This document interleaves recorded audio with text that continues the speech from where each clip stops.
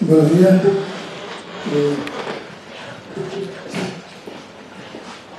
Vamos abriendo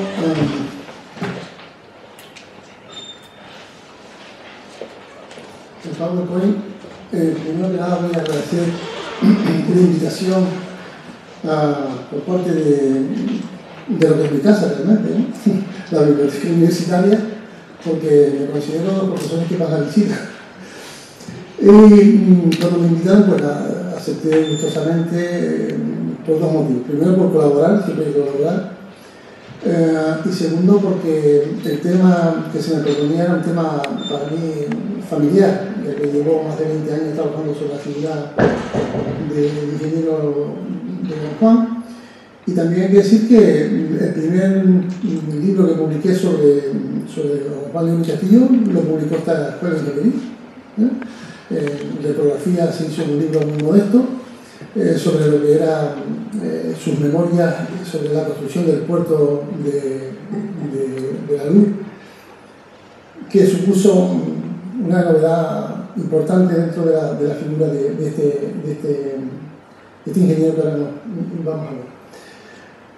Yo, para organizar la conferencia, la presentación, lo he planteado sobre una obra concreta, una obra que a mí me parece curiosa dentro de su producción. Realmente hizo una cantidad de obra extraordinaria, fuera de lo normal, y que es el Faro de Mastalón, que es una obra emblemática desde el punto de vista tecnológico, del cual no voy a hablar por razones obvias, para que nadie se ríe, pero sí es una obra, digamos, que coloca a Canarias en su sitio. Hay que decir que Don Juan León y Castillo es la primera persona que coloca a Canarias en su sitio. Es una cosa curiosa. Un ingeniero que tenía unas convicciones ideológicas y políticas extraordinarias y que entendió desde la primera de sus estudios hasta la actualidad que la ingeniería es una herramienta de construcción social. Y que la utiliza, era un hombre extremadamente religioso, como casi todos los ingenieros y arquitectos de ese momento, especialmente los de la escuela catalana. Les recuerdo que Antonio Gaudí iba 3 veces a misa diaria, 3 veces, diaria. Y Don Juan León y Castillo, yo soy una persona que no lo puedo llamar Juan León y Castillo, lo siento mucho, siempre le pongo el nombre, es de las pocas personas que le pongo el nombre, es como el médico de mi pueblo, ¿no? Don Buenaventura, a mí lo conoce por Ventura, el Don Buenaventura. Don Juan León y Castillo tuvo la suerte de poder estudiar en una escuela de ingeniería en Madrid, donde van a salir una playa de ingenieros, 10, 15 ingenieros, que van a hacer unas obras importantísimas y de convicciones ideológicas en toda España. Yo estos días he visto con tristeza, tengo que decirlo, que se está derribando a golpe de piqueta la cárcel modelo de Barcelona. La cárcel, a mí realmente me gustaría que se eliminaran todas las cárceles, lo digo claramente, por razones obvias. Pero sin embargo, el constructor, el ingeniero, era un compañero de promoción de Don Juan León y Castillo. Y ese señor y Don Juan León y Castillo planificaron todas sus obras a partir de las ideologías. Especialmente lo que era redimir a la población reclusa. Hay un proyecto de Don Juan que no se hizo, que es un proyecto realmente espectacular, que era una cárcel que, para que nos situemos, iba a estar donde está la comandancia de Marina en la actualidad, en la cual él utiliza un sistema que es de origen renacentista, que se llama el panóptico, que es colocar un espacio central de vigilancia y unas galerías en forma radial, donde con muy poco personal tú controlas pues las casas. Sin embargo, él en su proyecto, y esto ya habla de lo que estamos intentando concluir, en su proyecto no coloca un lugar de vigilancia, sino que coloca una iglesia acristalada, para que los presos, en su afán de redimirse de las penas, oyeran misa diaria y, digamos, se recompone. El mismo sistema, por ejemplo, está en el Lazareto de Gante, donde el centro, cuando cojan un avión, me gustaría que echaran una ojeada una vez a la base, y todavía se conservan las 4 naves, y en el centro una rotonda, un edificio en rotonda, que era una iglesia para el auxilio espiritual. Piensen que en este momento estamos pasando de la mazmorra, que era lo que había, era la mazmorra, a la celda. La mazmorra está pensada para humillar, para vejar y para intentar eliminar al rey. La celda está para redimirlo y recuperarlo. Es la primera persona que piensa en toda España en colocar, por ejemplo, talleres de carpintería dentro de la celda para que los chicos o las chicas aprendan. Bien, esto realmente era un programa.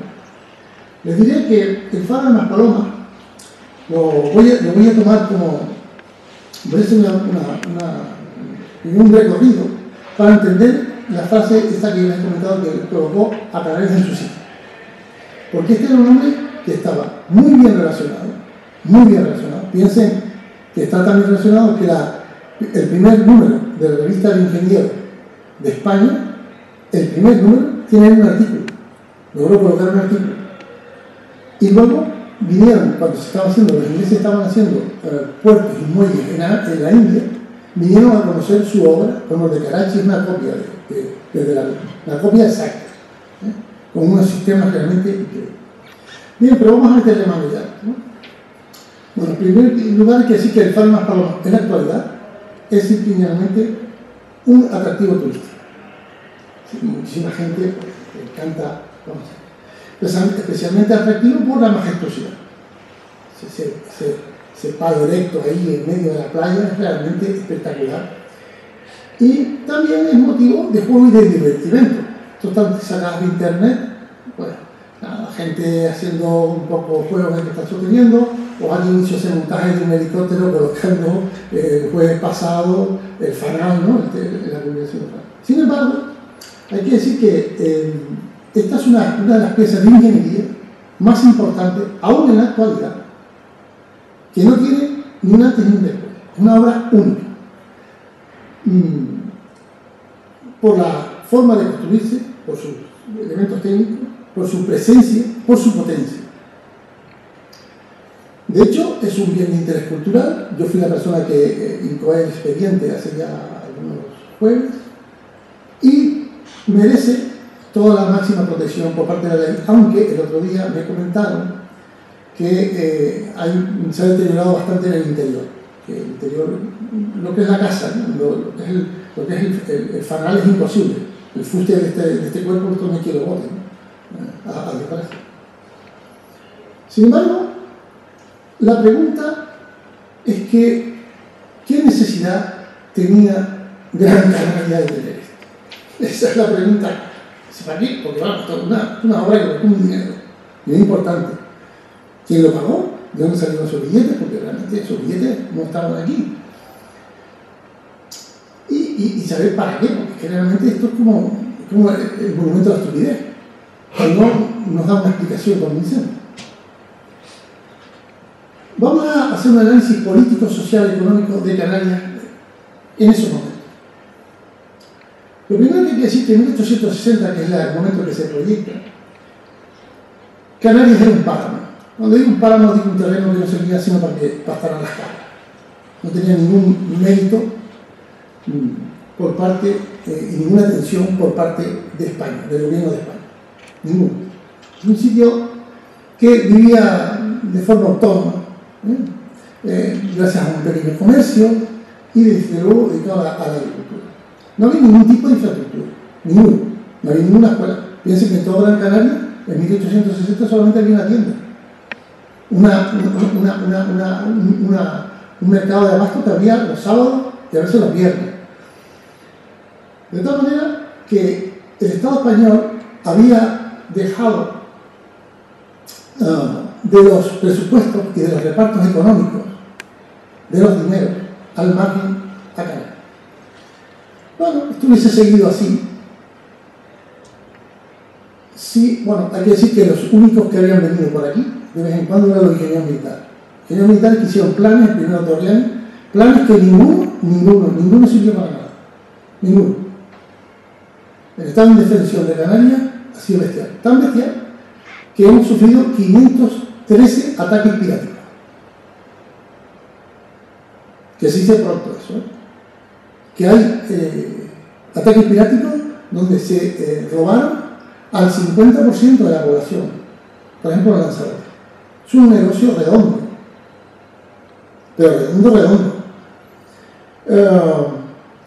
Les hablo un poco de la piratería porque me parece curioso. Porque es un tema que siempre se deja como ahí que... Bueno, la piratería para Canarias era el freno para el desarrollo de cualquier actividad. Por ejemplo, la pesca. Y si ¿por qué no hubieron grandes pescadores en el siglo XVII, en el siglo XVIII? Pues muy fácil. Porque hay un dicho que tenemos más miedo que a un moro en la costa. Es decir, que los moros estaban constantemente fuera de nuestras aguas y los pescadores solamente podían practicar pesca de cabotaje porque desde que perdían la isla de vista, alguien los capturaba. El caso más espectacular, un caso de un chaval nacido en Triana con 14 años que fue secuestrado, llevado a Argelia y se convirtió en el pirata más grande argelino de todos los tiempos. Tanto es así que el pirata argelino más importante de todos los tiempos, Ali Bey, es un pirata nacido en la calle Triana. Llegó a ser almirante de la flota argelina, que incluso entró y le robó los barcos al duque, tiene contra el Vaticano, secuestró una época al Papa, realmente un personaje bestial. Entonces, Canarias había quedado siempre al margen de cualquier reparto de dinero, ¿no? Construcción de carreteras no había ninguna, construcción de muelles no había ninguna, escuelas no había. La primera escuela se hace en esta época.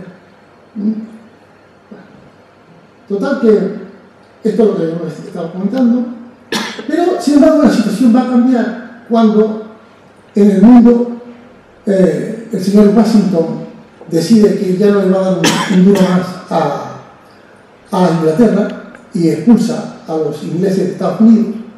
Y Simón Bolívar dice, se acabó España, Portugal, y Portugal, se acabó lo que será. Hasta aquí hemos llegado. Vamos a empezar una guerra y ahora Europa va a tener que buscar los garbanzos en otro sitio. Vayan a explotar o empezar a trabajar definitivamente, porque llevan 4 siglos explotando América y a partir de ahora esto se acabó. Entonces, los europeos tuvieron que buscar un nuevo lugar donde ir a explotar, donde sacar los recursos que necesitaban. Y bueno, ¿a qué bombos vamos a tomar ahora? ¿A quién podemos darle el coscorrón? Y alguien dice, oye, mira, ahí está África. ¿Y por qué no vamos a África? Un proceso que, por cierto, aún no ha terminado. Estamos en ello. Si llevamos 120, 130 años en ello. No hemos logrado todavía apoderarnos de toda África. Pero bueno, entonces, más tarde, más temprano. De tal manera que empieza un periodo, digamos, el colonialismo, que aparece representado perfectamente. Los países europeos ven a África como un gran pastel y deciden irse cada uno a construir un cacho pastel. Holanda, Rusia, Francia, Italia, España, Inglaterra, cada uno se coge Kenia, otro se va cogiendo Senegal, que es justamente lo que hay. Si lo que estamos recogiendo ahora son los frutos de esta situación. Bueno, esto es lo que habíamos dicho, la dominación ecuatorial americana se termina y el intento de colonización por parte de Europa. Bien, España tiene una picanflante. Dice, oye, nosotros hemos hecho nuestro trabajo, hemos hecho nuestra tarea. Porque estos que estaban mirando para América, pero es que nosotros ya hicimos algo hace tiempo. Es más, tenemos factorías incluso en África.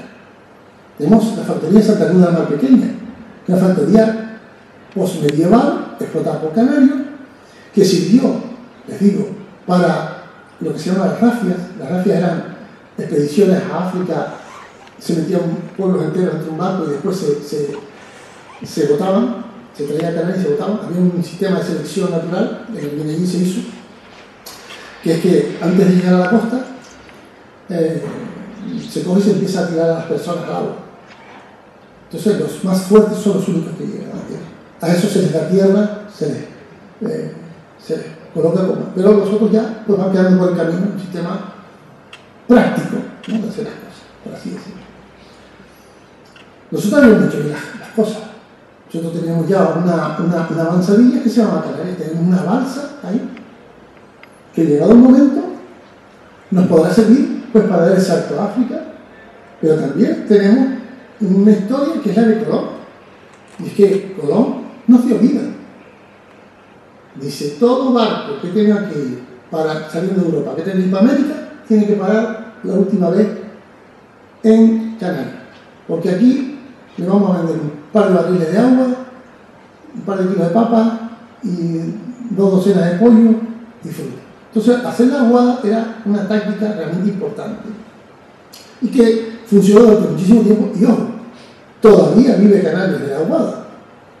Hoy se llama petróleo, se llama lo que usted quiera, pero vivimos de la aguada. Es una fuente de recursos realmente importante. De ahí la importancia del puerto de la Luz y de Las Palmas.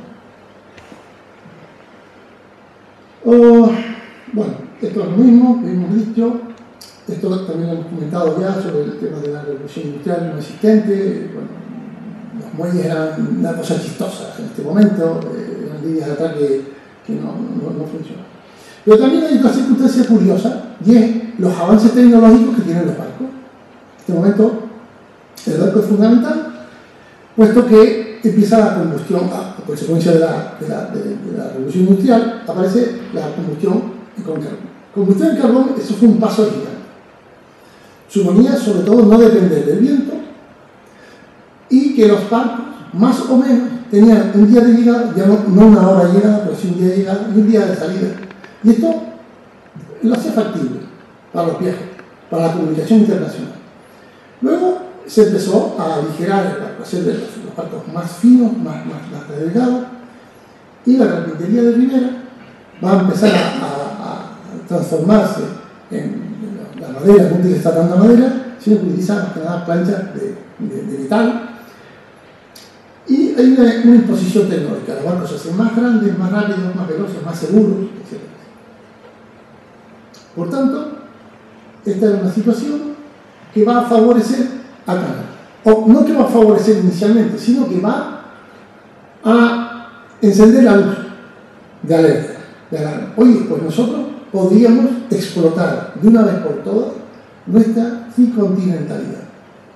Se empieza a hablar ya en la mitad del siglo XIX de este tema. En 1860 se empieza a hablar de que nosotros podemos ser una cabeza de puente, una balsa de avituallamiento en medio del Atlántico, no solo para ir y venir de América, que nos interesa, sino para ir y venir de África, que nos interesa, o ir y venir de Europa, que nos interesa. Realmente, eso es lo que está haciendo ahora el Puerto de la Luz con la base de la Cruz Roja, ni más ni menos. Es decir, que no se ha inventado nada en los últimos 200 años. La avenida de los huevos de oro se empieza a descubrir aquí con el carbón. ¿Con qué funcionan estos barcos? Con carbón. Es decir, que el combustible que estos barcos necesitan es carbón. Pues nosotros, las compañías inglesas, que está la penetración de la iglesia, y del turismo. Piensen que el primer barco con turistas que viene a Canarias viene en 1861. Empieza a hacer de Canarias, especialmente Santa Cruz de Tenerife y Las Palmas de Gran Canaria, una estación carbonífera. Luis Morote, el escritor gran canario, lo llamó el pan negro, porque daba tanta alimentación. Yo no sé si, bueno, los más jóvenes no, pero ya los que tenemos un poco más de edad, si nos acordamos de la cantidad de estaciones carboníferas que quedaban hasta hace poco. Me acuerdo incluso detrás donde estaban usos múltiples, habían varias que habían sido transformadas en carpintería, donde estaba el edificio Warner, que ahora está el edificio Warner, que realmente era una estación carbonífera. Y estas, por ejemplo, estamos viendo algunas en Tenerife que aún se conservan todavía. Bueno, hace falta una cobertura legal para poder llegar a todo esto.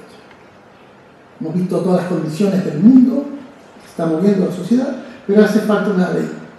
Una ley que llame a las pesetas, que llame a las cosas. La ley se llama Ley de Puerto Franco de Cádiz. Es un sistema dictado ya desde 1852 por Bravo, Juan Bravo Murillo. Es un sistema fiscal único en toda España y que la idea era atraer inversores. Era, para resumir, era bajar impuestos. Así de sencillo. Era más barato implantar el tipo de empresa que en otro sitio. Cosa que también se llama ahora REF. Así que todo está ahí. Sin embargo, ¿qué inversores iban a depositar aquí su dinero si la región no estaba preparada para la instalación de industria alguna? Como consecuencia de la inexistencia de la más mínima infraestructura de equipamiento, no había nada. Estaba el mundo dando vueltas, nosotros ya habíamos preparado, sabíamos que estábamos ahí, tenemos una ley, pero y es lo más difícil llamar a los capitalistas, oye, niño, ven para abajo y echa las cosas aquí. Para solucionar eso había que montar infraestructura. Y entonces el gobierno de España monta dos oficinas técnicas que no existían. Una de una jefatura provincial de obras públicas, que el primer ingeniero fue Fernando Clavijo y Pló, y una jefatura de arquitectura cuyo arquitecto fue Manuel de Orada. Estas dos personas son fundamentales en la historia de Canarias porque la cantidad de trabajo que tuvieron que acometer era enorme. Entonces, ellos adaptaban los proyectos aquí, los mandaban a Madrid los realizaban y se les adjudicaba un dinero de lo que se llamaba la Hacienda Española. Bien, en el año 1858 aparece don Juan León Castillo con su título bajo brazo. El título es ese. Esto es una fotografía cuando estaba estudiando en Madrid. Chaval joven todavía, pero lleno de ideología, de filosofía, de ganas de trabajar, de cosas de hacer. Cosas nuevas y nuevas. Hay que decir que las pasó canutas, económicamente hablando. Yo tengo toda la correspondencia de cuando era joven con su madre, cuando estaba en Madrid, y las pasó mal, de verdad. El tema de las pensiones, bueno, el problema era asmático, un gran fumador, fumaba Cavendish, lo compraba en Gibraltar, periódico, tabaco inglés. Un cigarrista. Tiene un libro sobre el cultivo del tabaco, un tipo que realmente tiene un... Él entiende que la única manera de sacar a Canarias como región del ostracismo era dotarla de una moderna infraestructura y colocarlo en el mapa internacional. No en el mapa nacional, en el mapa internacional. La idea básica era un muelle. Hay que decir una cosa que no es muy conocida. Su hermano, cuando fue ministro, le encargó una expedición a África. Estuvo viviendo 6 meses en Marruecos, una expedición realmente importantísima, para buscar la torre de Santa Cruz de la Mar Pequeña. Porque después de la batalla de Guarraz, una de las condiciones que en la batalla entre España y Marruecos, una de las condiciones de la firma era que España tuviera una factoría de pescado salado en África, y que la clave estaba en buscar un punto donde estaba Santa Cruz de la Mar Pequeña, que se había fundado en la época de la colonia. Que por cierto les diré que hay una novela muy interesante de Mariano Tordí sobre este asunto, ¿no? Cuando él va a África, está 6 meses. Yo he conseguido todos los diarios de los 6 meses, el día a día, todo lo que hacían, dónde iban, con quién hablaban y tal. Cuando él está en los 6 meses que está en África, él proyecta un puerto parecido o muy próximo a lo que hoy es el puerto de Agadir. Para mí es la mayor estupidez que cometí. La única gran estupidez que cometí. Y a Dios gracias, o a la gracia, que los marroquíes no lo quisieron. Porque, como dice el dicho, nos hubiese fastidiado el paso doble. Así es sencillo. Es decir, estaba aburrido. Y entonces, para hacer prácticas con los ingenieros y tal, qué sé yo, porque ya las chicas las tenían más que vistas. Realmente hay digamos, unos días más eróticos que otros, hay que decirlo. Pues se decidieron tomar medidas de batimetría de las olas, de dónde estaban las canteras más próximas para construir un muelle, y hacen todo un proyecto perfecto, que se conserva. Y se lo plantearon que los marroquíes se lo llevaran al rey de Marruecos para que a ver si se podía hacer aquello. A Dios gracias, ya digo, insisto, no se hizo nada, la cosa quedó ahí en un cacho de papel y punto. Bueno, él entendía que Canarias tenía un empeño personal y político de hacer un gran muelle, y especialmente hacerlo en la isla de Gran Canaria, puesto que ya empieza el germen del pleito insular. Hasta este momento el pleito insular no existe. Dos hermanos no se pelean sino el día de la herencia, eso lo sabemos todos. Si no hay perra de por medio, es estúpido pelearse.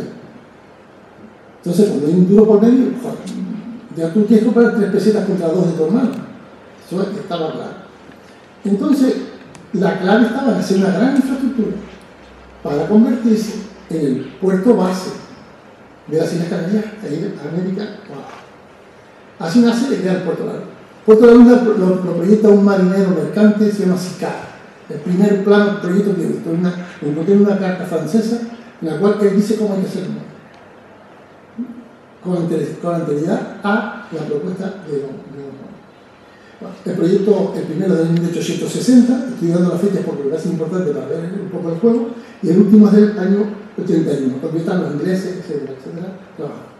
Bien, la idea que él planteó era: vamos a alumbrar el caminito. Tenemos ya una infraestructura que va a funcionar, pero tenemos que hacer que los barcos encuentren eso. Con anterioridad a la aparición de los faros, era normal en Canarias hacer piras para que los barcos supieran dónde estaban los puntos de desembarque. Por la noche se contrataban a personas, se colocaban en atalaya, en sitios elevados de la costa, que fuese en Sardina, que fuese en Anaga, en Tenerife había uno fijo. Entonces tenía un montón de leña, un hombre que estaba pagado, de ahí por las noches él encendía, le daba fuego a aquello y esperaba que viniera los barcos. Entonces los barcos de noche pues ya tenían un punto de referencia donde estaba la ciudad.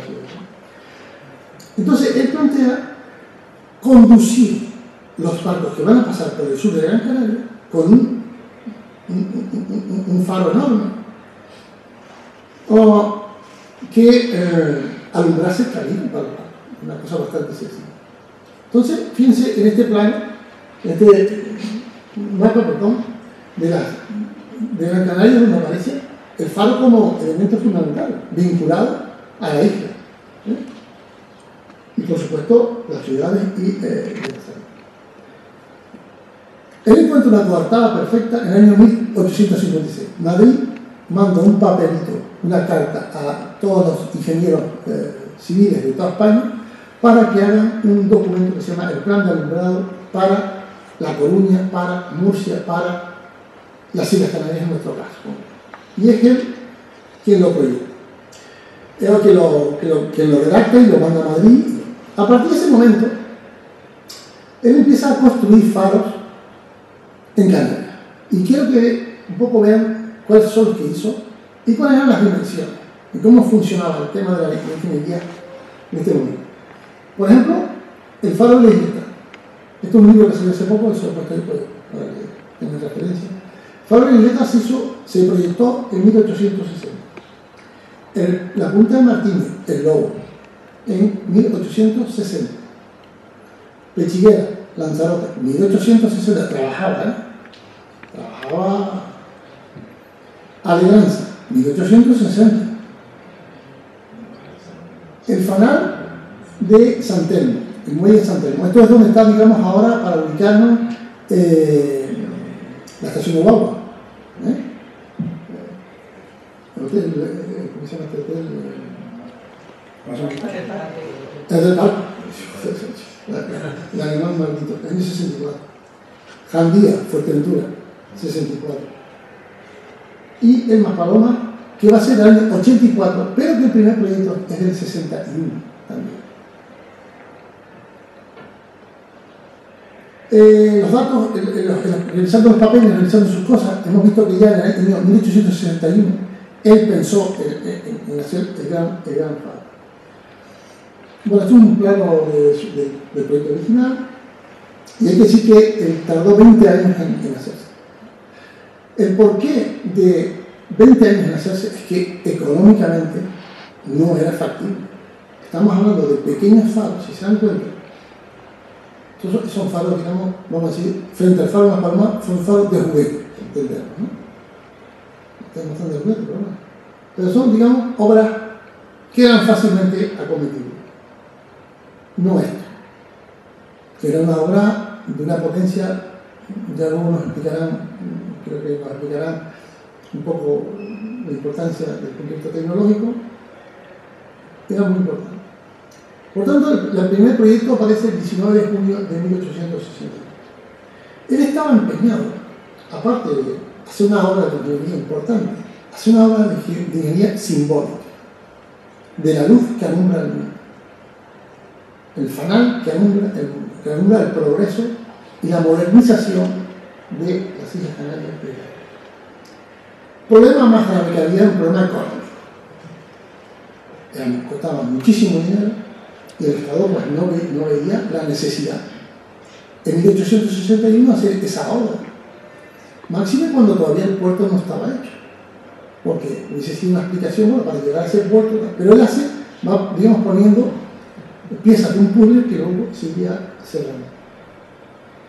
En el año 1881 obtiene luz verde, le dicen verde, para adelante, y proyecta, recalcula de nuevo los costos, actualiza los precios y desempolva un proyecto que estuvo 20 años en un cajón. En el año 84 se entrega al Ministerio y en breve empieza la obra. La obra constaba de 4 puntos: el muelle, el albergue, la casa de los torreros y la torre. Lo más que costó explicar fue la ubicación. ¿Por qué en ese punto y no otro? Normalmente los faros, si se fijan, están siempre construidos en altozano, o sea, a lo alto de un acantilado, porque ya ganan los metros. Pero él lo sitúa en la costa. Es que, si se dan cuenta, eso es una explanada que tiene muy poco desnivel. La montaña o el altozano más próximo está a unos kilómetros para adentro. Si colocas ahí el faro, la mitad de los barcos se encallan. Tiene que colocarlo al pie de la marea.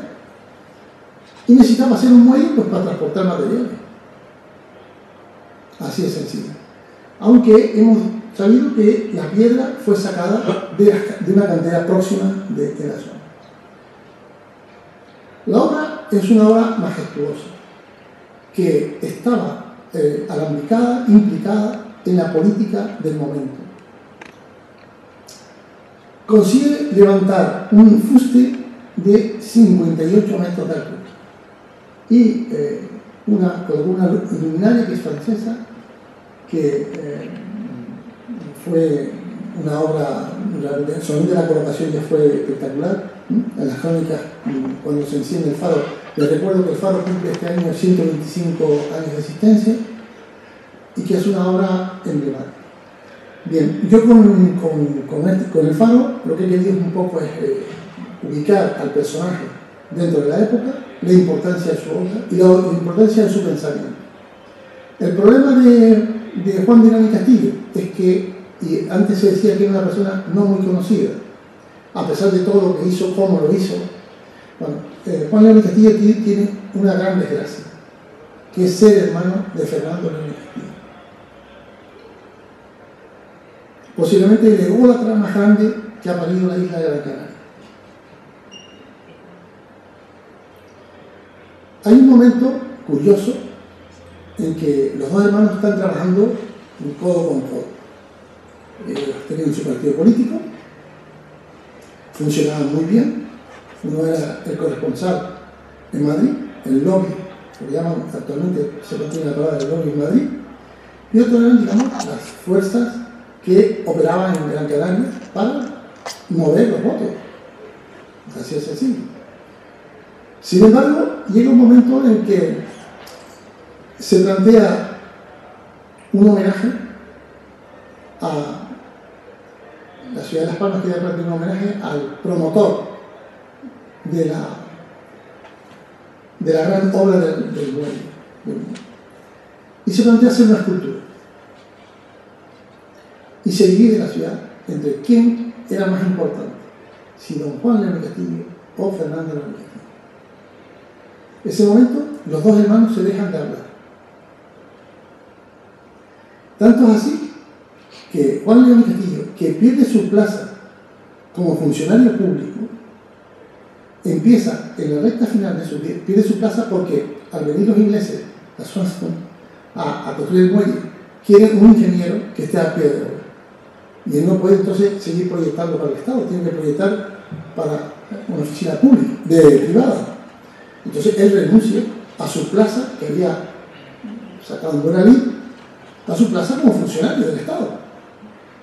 Entonces, digamos, perdió la pensión, perdió todas esas posibilidades, digamos, son los beneficios de los cuales disfrutamos los funcionarios.